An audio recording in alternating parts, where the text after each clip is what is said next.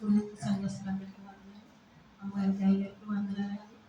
సాక్ష్యం ఏంటంటే దేవుని గొప్ప కృపతో మేము ఇలా ఈ రీతిగా ఈ రోజుగా సజీవమై ఉన్నామండి. ఎందుకనగా ఆదివారం సాయంత్రం మేము బయటకు వెళ్తుండగా ఒక ఎద్దుల సమూహం అండి, ఒక ఆవును తరుగుకుంటూ ఒక 7 ఎద్దులు పరిగెట్టుకుంటూ వచ్చేయండి. బట్టలు ఉతికి ఆయన నాకు కనిపించి మాట్లాడుతుండగా ఆయన గమ్ముని పక్కకి లాగారండి. మేము అతనితో మాట్లాడకుండా వెళ్ళిపోతే ముందుకి మమ్మల్ని గుద్దేసినారు. మా ముందు ఒక 4 అడుగులు ముందే 2 బండ్లు గుద్దేసి ఆ బండ్ల మీద ఎదురు పడి ఉండిపోయింది అరగంట సేపు.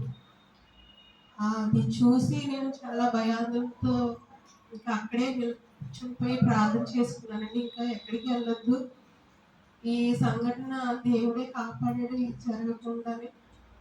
దేవుని కృప వల్ల మనం ఇలాగే ఉన్నాం కాబట్టి ఇంకా బయటికి వెళ్ళకుండా ఇంటికి వెళ్ళిపోయామండి మేము. ఆ రోజు ఆ సంఘటన తలుచుకుంటేనే నిజంగా ఎంత గొప్ప సహాయం చేసిన దేవుడికి నీకు వందనాలయ్యా తండ్రి.